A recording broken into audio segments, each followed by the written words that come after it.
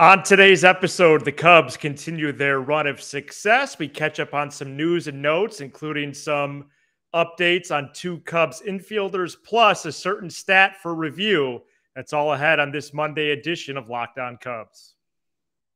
Locked On Cubs, your daily Chicago Cubs podcast, part of the Locked On Podcast Network, your team every day.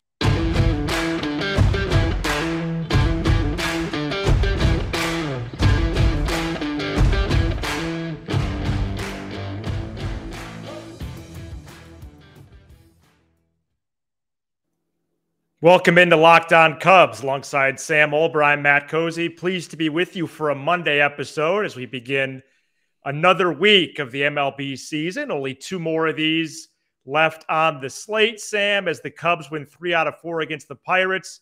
We're going to recap that from a few different angles. And how was your weekend? And looking forward to speaking here. First of all, I'd like to wish the Jewish population that listens to our show a Happy New Year. Because they'll be playing this on Monday. Matt, it's very rare, maybe twice a year. The Cubs and Bears both are victorious on the same day. And for one certain reason, and I use the number one as a key point, I'm not thrilled. It also, like you mentioned off the air, feels very much like fall this Sunday evening at 7:03. Very.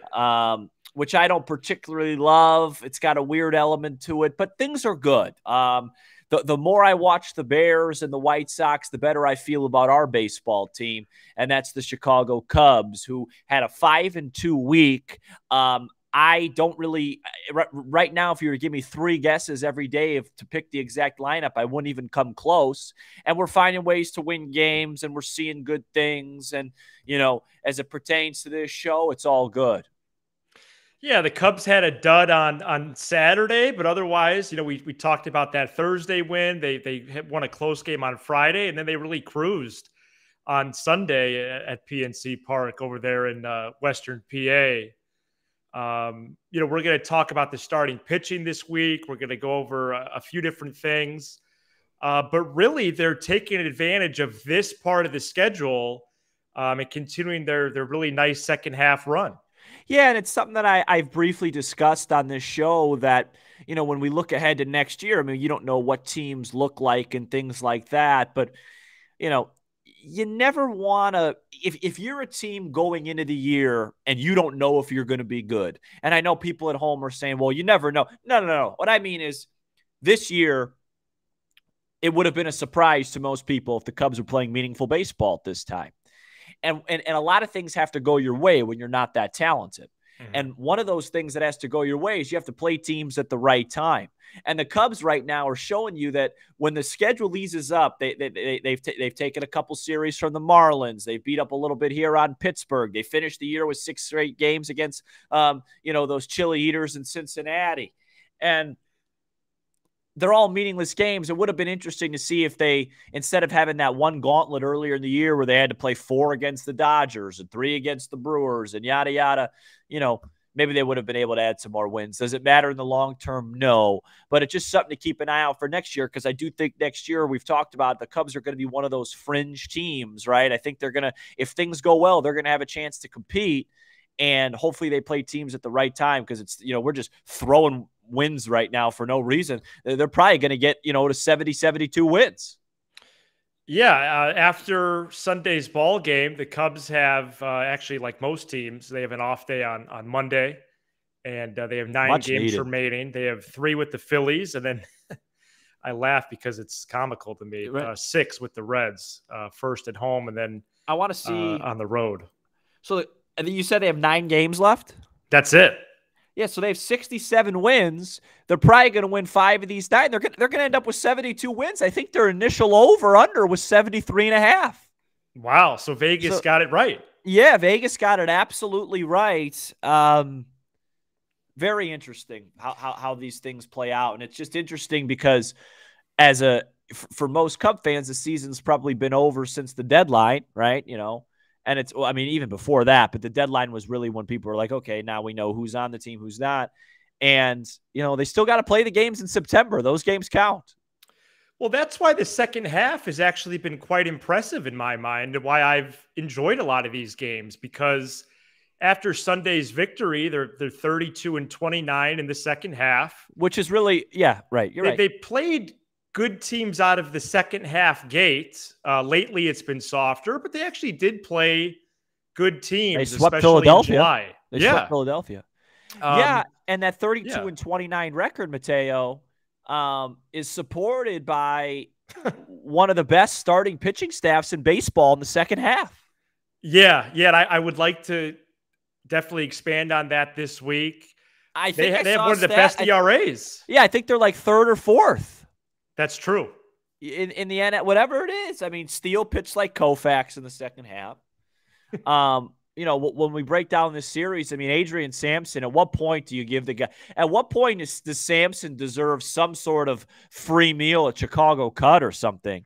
I mean, the guy. That's like, we could do that. The guy pitches 6 innings every outing and gives up 1 run every outing. I mean, is the guy a massive part of this future? No, but one thing that we're all guilty of doing, right? Because we all want to win championships and compete for championships. And when you're not doing that, then what does it matter?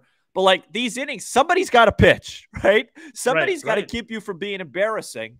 And this guy has come out here since they've called him up, and all he's done is be a consummate pro. And I really hope, whether it's with the Cubs or with a different organization, he gets a shot to be an opening day in a big league rotation, because he's, give that guy a lot of credit.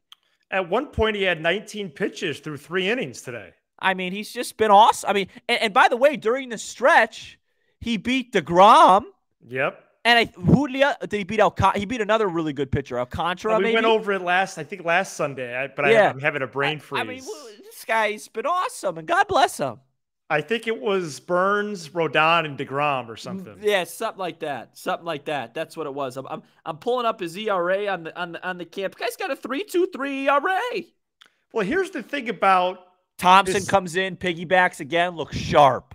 Here's this thing about the second half record too. As we've noted, it wasn't a good roster to begin with. You had injuries to key players, and then you had an exodus of the bullpen at the deadline. So it's funny you mentioned that, Matt, because I was just thinking before we got on the show. You know what it shows you?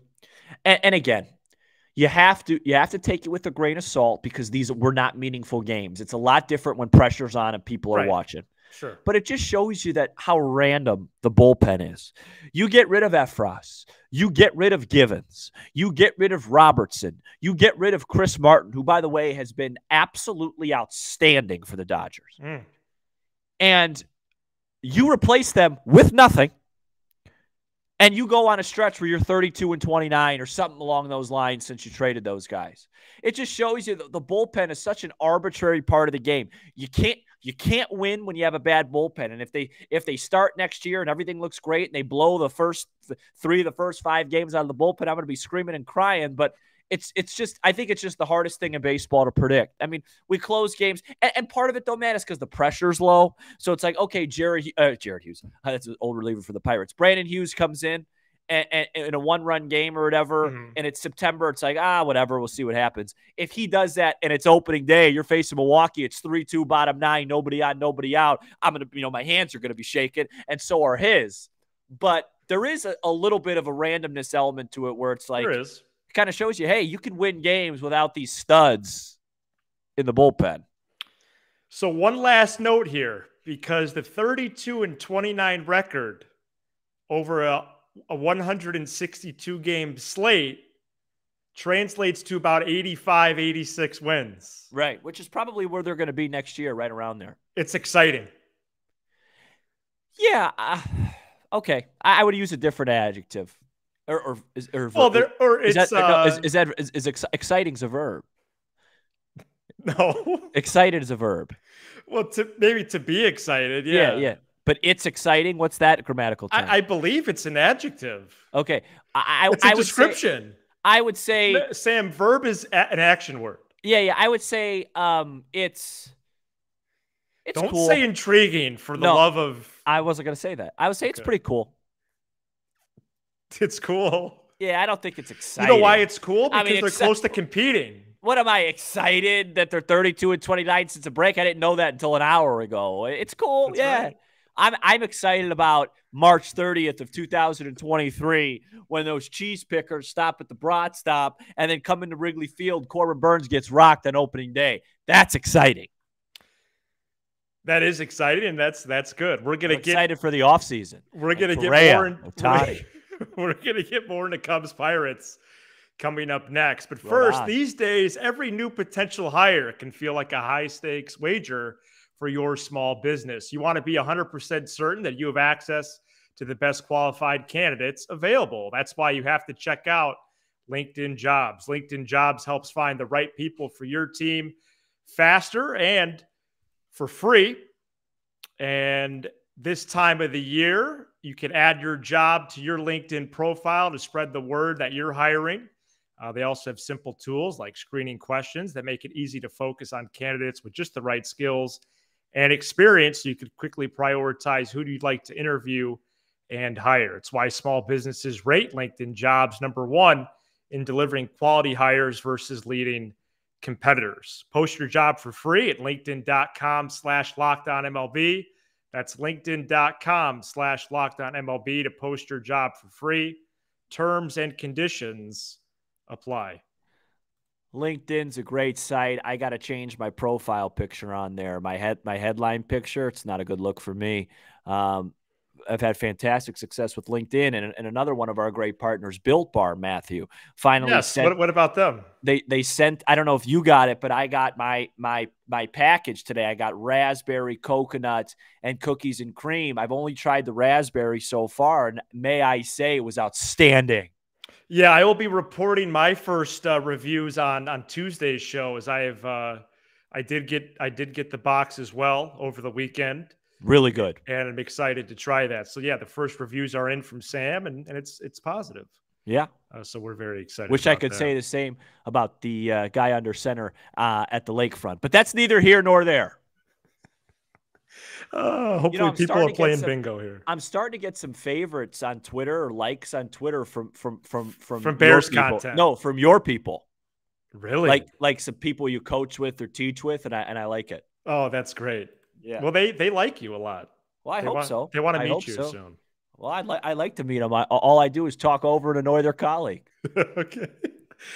We already talked about Adrian Sampson, who went 6 innings on Sunday, but how about Keegan Thompson?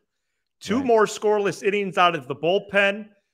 This guy looks like an absolute weapon out there. They have the laundry list of potential tweeners.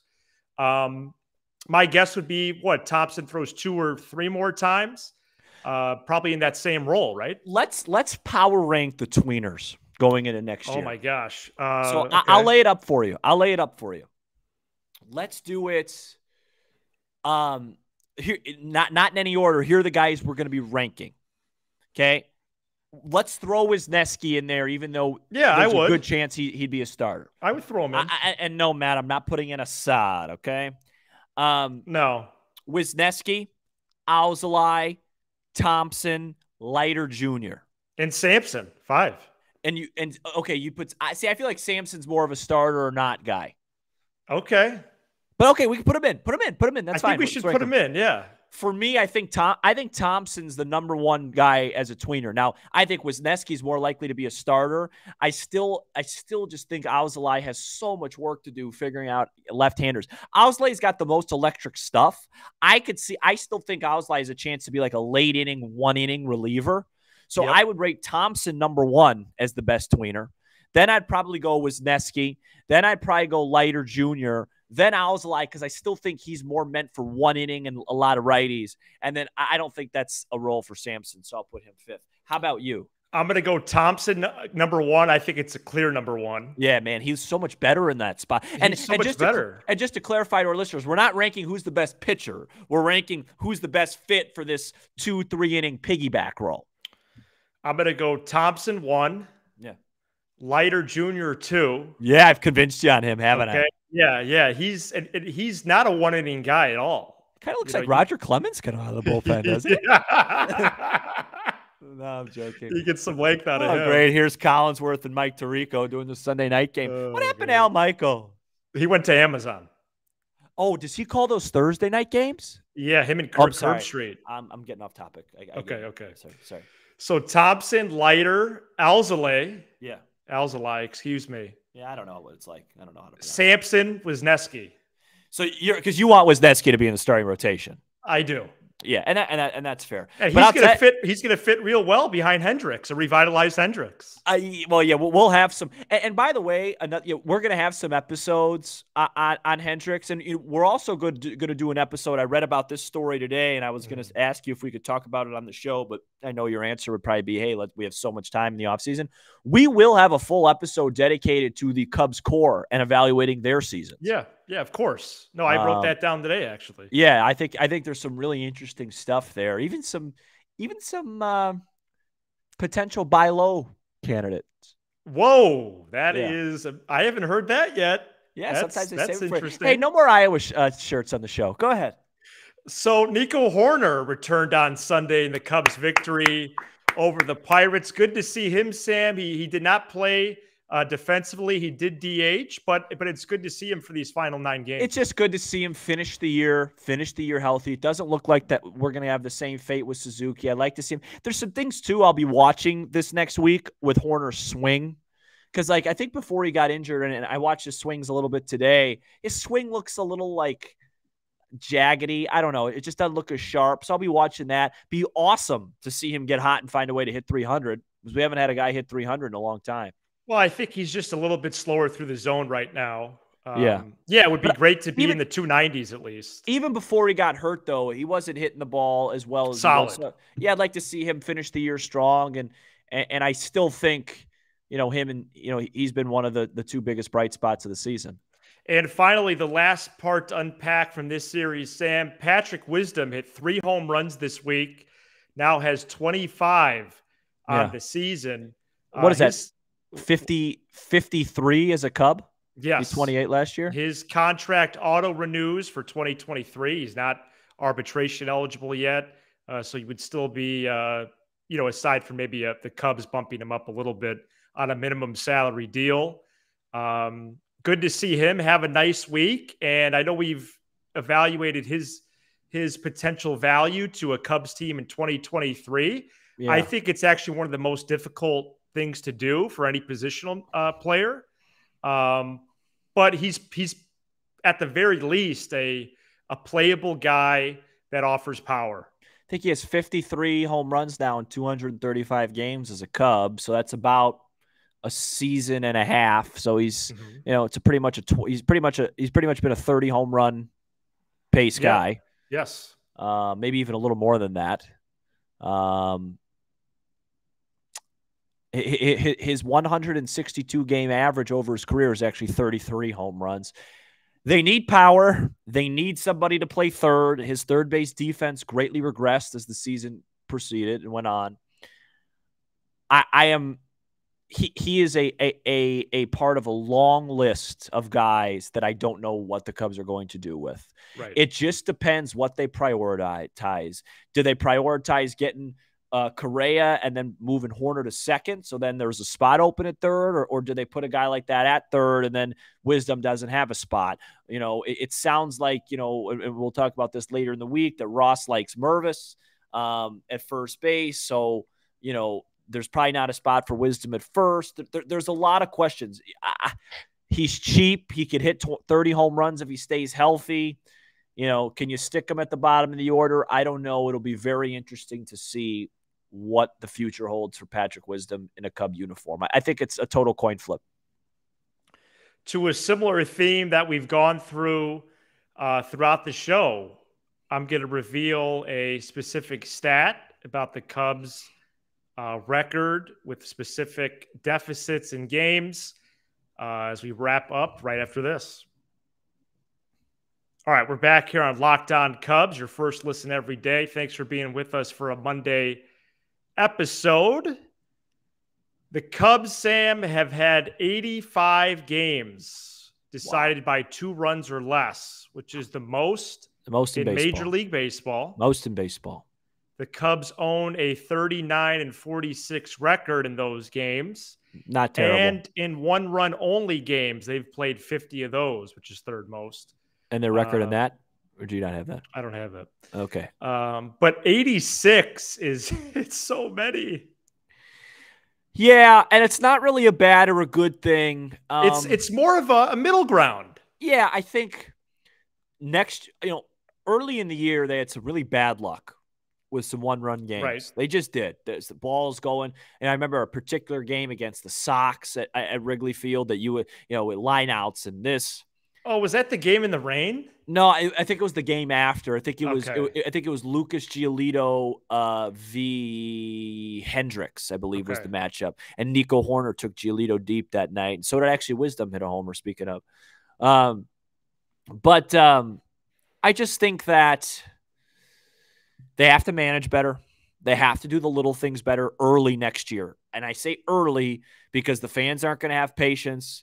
You're gonna have to get off to a good start to get the good vibes going, right? And you got a base run better. The bullpen, of course, early in one-run games will be key, and managerial decisions and when to pull guys and when to use these piggyback situations. At 39-46 could very easily be 46-39. You just have to do a little bit better of a job in certain areas, and when you're not a team like the Dodgers or the Mets or the Astros or whoever you are, most of the time you're going to look at that one-run record. You're going to look at that record in two-run games, and wherever that is right about where you're going to fall. Mm-hmm. So the Cubs have to improve in that area.